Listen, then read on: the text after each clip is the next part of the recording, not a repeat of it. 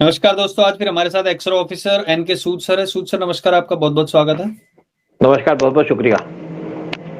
तो सर, पाकिस्तान के अब टुकड़े होने वाले, पहले सोचा जा रहा था कि हम पीओके को वापस लेंगे, लेकिन अब भारत का दोस्त जिसे अफगानिस्तान कहा जाता है उसने पाकिस्तान पर धावा बोल दिया है।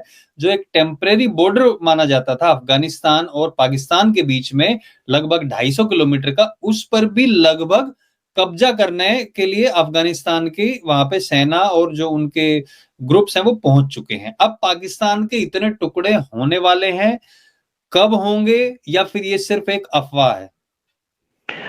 देखिए, पाकिस्तान ने बड़ी भारी गलती कर दी अफगानिस्तान के अंदर एयर स्ट्राइक करके, जहां पे 46 सिविलियंस को मार दिया गया।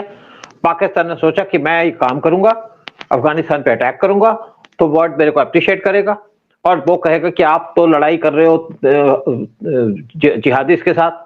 लेकिन इसका वर्ल्ड के ऊपर कोई इम्पैक्ट नहीं पड़ा और पाकिस्तान मुसीबत में फंस गया। पाकिस्तान का पर्पस था कि अगर वो अफगानिस्तान के साथ अटैक कर देगा वहां पे, तो पूरा वर्ल्ड उनको सपोर्ट करेगा और इंडिया को जो यूएस सपोर्ट करने वाला है, चाइना की तरफ से, चाइना को लेकर के वहां से उनकी अटेंशन हट जाएगी और मेरे को यहाँ पे बहुत पैसा मिलेगा। ये उनका प्लान था, लेकिन ये मिसफायर कर गया।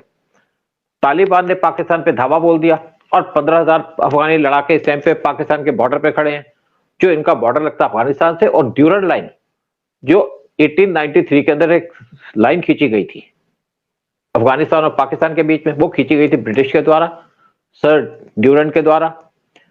उसको अफगानिस्तान ने कह दिया कि क्लेम कर रहा है कि अब ये लाइन इलीगल है, क्योंकि इसकी ब्याद थी 100 साल की, यानी कि 1993 के अंदर ये लाइन खत्म हो गई है।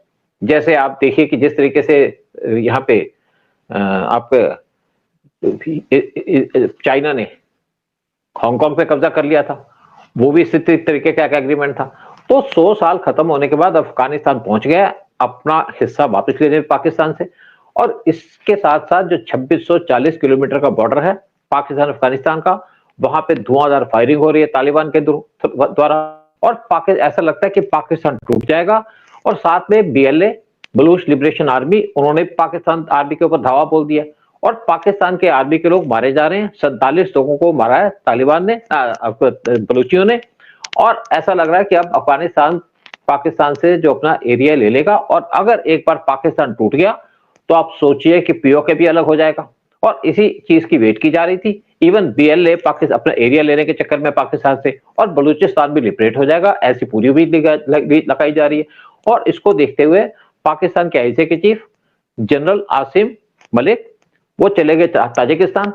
ताजिकिस्तान लगता है अफगानिस्तान के बैकयार्ड पे, छोटी सी कंट्री है। और जब अफगानिस्तान के अंदर वार चला था, जब तालिबान पावर में आ रही थी 2021 में, तो उस टाइम पे जो ताजिक से जो पार्ट थे अफगानिस्तान के, उन्होंने तालिबान को एक्सेप्ट करने से मना कर दिया। और उसके बाद इनकी आपस में लड़ाई हुई। जो वहां पे ताजिक थे वो वहां से भाग गए पंजशीर एरिया के अंदर, और पाकिस्तान की आर्मी ने पंजशीर के ऊपर एयर स्ट्राइक कर दी थी तालिबान के सपोर्ट में, जिसकी वजह से जो तालिबान के लोग थे, अमरुल्लाह साले, जो उस टाइम पे वाइस प्रेसिडेंट थे पिछली अफगानिस्तान गवर्नमेंट के अंदर, वो चले गए ताजिकिस्तान के अंदर, क्योंकि ताजिक थे। और पाकिस्तान ने ताजिक के खिलाफ तालिबान को सपोर्ट किया था। और पाकिस्तान को ये उम्मीद थी कि वो अगर यहाँ पे ताजिक के खिलाफ काम करेगा, तालिबान को सपोर्ट करेगा, तो उस तालिबान सपोर्ट करके पाकिस्तान को कश्मीर ले देंगे। ये उनकी प्लानिंग थी। लेकिन तालिबान ने पाकिस्तान को सपोर्ट नहीं किया, क्योंकि तालिबान ने वर्ल्ड में किसी को तंग भी नहीं किया।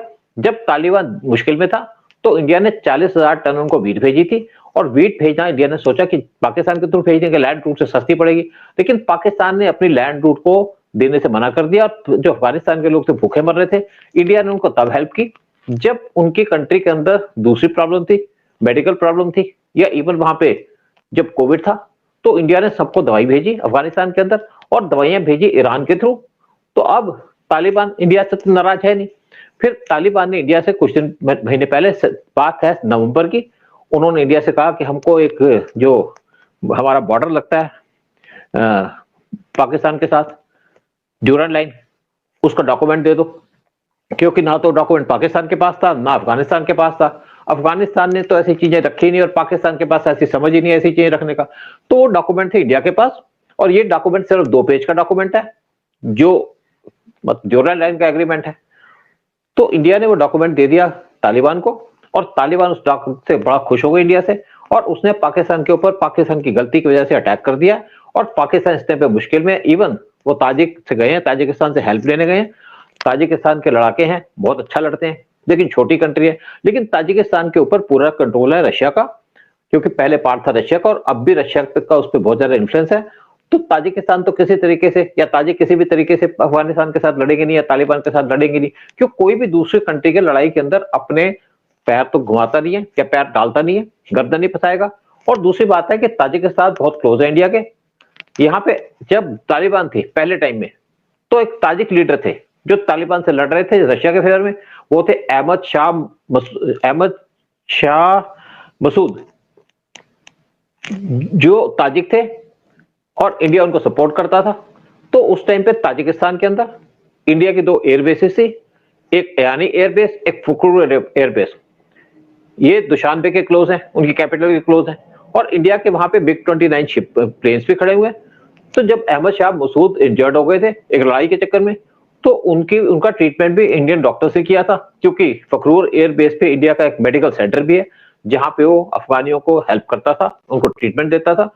तो रशिया भी हमारे साथ मिला हुआ था। लेकिन जब आप देखिए, जब यहाँ पे तालिबान पावर में आ रही थी अफगानिस्तान के अंदर, तो इंडिया के प्लेन्स बहुत जल्दी पहुंच गए अफगानिस्तान के अंदर और अपने लोगों को निकाल के ले आए। ये सारे के सारे प्लेन स्टेशन थे ताजिकिस्तान के अंदर, ताजिकिस्तान की फखरूर और यानी एयरबेस पे। तो इंडिया ने उस टाइम पे अपने लोगों को निकालने के लिए इन एयरबेसेस का यूज किया, और आज भी इंडिया का बहुत इन्फ्लुएंस है ताजिकिस्तान के अंदर, और किसी भी तरीके से पाकिस्तान को सपोर्ट नहीं करेंगे, क्योंकि ना तो तालिबान ताजिक को छेड़ रहा है, ना ताजिक छेड़ेंगे तालिबान को। तो पाकिस्तान चाहता है कि ताजिकिस्तान वाले लोग इस टाइम पे तालिबान पे अटैक कर दें, लेकिन उन्होंने साफ मना कर दिया कि हम कोई आपके वॉर के अंदर तो इन्वॉल्व होंगे नहीं। और इसलिए, क्योंकि जो भी काम ताजिक करेगा या तो रशिया से पूछ के करेगा या इंडिया से, तो इसलिए पाकिस्तान फंस चुका है और पाकिस्तान टूटने वाला है। तैयारी हो चुकी है पाकिस्तान के तोड़ने की, शुरुआत हो चुकी है जब पाकिस्तान ने इनके ऊपर अटैक कर दिया था, यानी कि जब पाकिस्तान ने तालिबान पे एयर अटैक कर दिया था। और अब पाकिस्तान पूरे तरीके से प्रॉब्लम में आ चुका है, अपने आप को सेफ गार्ड नहीं कर रहा। डेली पाकिस्तान के 20 से 30 सोल्जर मारे जा रहे हैं अफगानिस्तान के बॉर्डर पे, और वो बहुत जल्दी पाकिस्तान के सोल्जर वहां पे अपनी पोस्टें छोड़ के भाग रहे हैं, और बहुत सी पोस्टें छोड़ के भागेंगे, क्योंकि तालिबान के सामने लड़ नहीं सकते। बहुत से लोग एक्सपेक्ट कर रहे हैं कि तालिबान पाकिस्तान के साथ नहीं लड़ पाएगा, क्योंकि इनके पास एयरफोर्स है। जब यूएस तालिबान से नहीं लड़ सका, तो पाकिस्तान क्या लड़ेगा उनसे? पाकिस्तान की फोर्स तो वैसे ही डरपोक है। 1971 में पाकिस्तान के 93,000 सोल्जर्स ने अपने आप को सरेंडर कर दिया था इंडियन आर्मी के सामने, और इंडियन आर्मी ने उनके पेंटे उतार दी थी। अगर आपने वीडियो देखा, पेंटे उतार के इनके पेट के इनकी बैक पे टड्डे मारे थे, एक प्रोसीजर होता होगा। तो ये क्या लड़ेंगे तालिबान से? और तालिबान का नाम सुनकर तो पाकिस्तानी वैसे भाग जाते हैं। तो आज जो सिचुएशन है अफगानिस्तान तालिबान के बॉर्डर पे, तालिबान बहुत जल्दी अपना जो एरिया है खैबर पख्तूनख्वा लिबरेट करा देगा, और पाकिस्तान के हाथ से अगर खैबर पख्तूनख्वा निकल जाएगा तो इनकी आर्मी डिमोरलाइज हो जाएगी, इनके लोग डिमोरलाइज हो जाएंगे, और पाकिस्तान के अंदर जितने भी खान्स हैं या जितने भी वहां पे जिहादी हैं, वो भी तालिबान को सपोर्ट करते हैं। और दूसरी बात है कि ट्रंप आने वाले हैं। ट्रंप ने आते ही जो पहला काम करना है वो करना है कि पाकिस्तान के अंदर आप डेमोक्रेसी हो, और डेमोक्रेसी लाने के लिए वो कहेंगे आप रिलीज करो इमरान खान को। अगर इमरान खान जेल से रिलीज हो जाएंगे तो पाकिस्तान के पास 2 ऑप्शन है, या एक ऑप्शन रहेगी, क्योंकि पाकिस्तान के अंदर या तो रहेंगे इमरान खान या रहेंगे आसिम मुनीर। तो ये उम्मीद लगाई जा रही है कि इमरान खान अगर जेल से निकलेंगे तो आसिम मुनीर की कब्र खोद दी जाएगी पाकिस्तान के अंदर, और जो उनके इस टाइम पे शहबाज शरीफ हैं, उनकी तो कोई सही नहीं है, उनकी तो कोई पूछ ही नहीं है। तो ऐसा लग रहा है कि पाकिस्तान बहुत जल्दी टूटेगा, और हमें कोई लड़ाई नहीं करनी पड़ेगी, बगैर लड़ाई के पीओके हमारे पास आ जाएगा। ये इंडिया चाहता है, क्योंकि पीओके इंडिया के लिए इंपॉर्टेंट है। पीओके इसलिए इंपॉर्टेंट है इंडिया के लिए, एक तो वहां पे 88,000 किलोमीटर का बॉर्डर मिलेगा, हमें स्क्वायर किलोमीटर का एरिया मिलेगा। साथ में पीओके के पे पाकिस्तान की बेसिस है, जो इनके मिलिटेंट की बेसिस है, वो यहाँ से ऑपरेट नहीं कर पाएंगे। और दूसरी बात है, जो खैबर पख्तूनख्वा का एरिया है वो बहुत सेंसिटिव है और बहुत ज्यादा प्रोडक्टिव है। बहुत से वहां पे अब मिनरल्स मिलते हैं जो पाकिस्तान निकाल नहीं पा रहा, और इंडिया के पास ये आने के बाद वो मिनरल्स हमारे पास आ जाएंगे। और दूसरी बात है कि अगर खैबर पख्तूनख्वा इंडिया को मिलता है, तो खैबर पख्तूनख्वा मिलने के साथ जो पाकिस्तान चाइना का कनेक्शन है वो टूट जाएगा, जो सीपीसी है वो खत्म हो जाएगा। और दूसरी बात है, हमारा डायरेक्ट बॉर्डर लग जाएगा अफगानिस्तान के साथ, जिसकी वजह से हम अफगानिस्तान से डायरेक्ट ट्रेड कर पाएंगे। और अफगानिस्तान के थोड़ी सी आगे या उसी बॉर्डर के थोड़ा सा पास ताजिकिस्तान है, यानी कि 15 किलोमीटर का एरिया है, उसके बाद ताजिकिस्तान पड़ता है, तो वो भी हमारे पास आ जाएगा। फिर इंडिया जिस तरीके से यहाँ इनको चाइना एक्सप्लोर कर रहा है, आपके अफगानिस्तान को और बाकी रशियन रिपब्लिक कंट्रीज को, तो इंडिया वहां से डायरेक्ट ऑयल ले पाएगा। एक पाइपलाइन चलनी थी, मतलब तुर्कमेनिस्तान, रशियन रिपब्लिक से लेकर के, नहीं ताजिकिस्तान ही एक और था ना, एक्चुअली वो रशियन रिपब्लिक से एक पाइपलाइन चलनी थी गैस की, उससे आनी थी अफगानिस्तान में, अफगानिस्तान से पाकिस्तान, तापी, तुर्कमेनिस्तान, अफगानिस्तान, पाकिस्तान, इंडिया। तो गैस पाइपलाइन भी शुरू हो जाएगी, क्योंकि इस टाइम पे अफगानिस्तान इंटरेस्टेड है वो पाइपलाइन स्टार्ट हो जाए, तो वो पाइपलाइन का नाम चेंज हो जाएगा TAI, तुर्कमेनिस्तान, अफगानिस्तान और इंडिया। इंडिया को ऑयल भी मिलेगा, गैस भी मिलेगी सस्ती, और इंडिया की इकोनॉमी को बहुत बड़ा बूस्ट मिलेगा।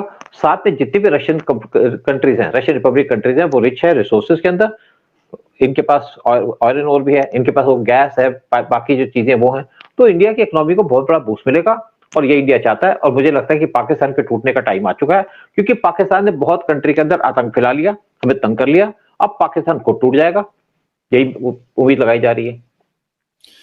बिल्कुल, आपने जो कहा कि वहां पे जो ड्यूरन लाइन, वहां पर अफगानिस्तान का अगर कब्जा हो जाता है तो सीधा सीधा खैबर पख्तूनवा व इंडिया के साथ उनका एक तरीके से मिल जाएगा, और चाइना का कनेक्शन भी टूट जाएगा। काफी हद तक कमी आ जाएगी जो आतंकवाद फैलाने की, और POK भी साथ में आ सकता है। तो अब देखते हैं कि अफगानिस्तान के लड़ाके जो हैं, जो उनकी सेना है, वो कब तक ये करती है। फिलहाल अभी के लिए इतना ही। बहुत बहुत धन्यवाद सूद सर आपका आने के लिए, सारी जानकारी दर्शकों के साथ साझा करने के लिए। जय हिंद, जय भारत। जय हिंद, जय भारत।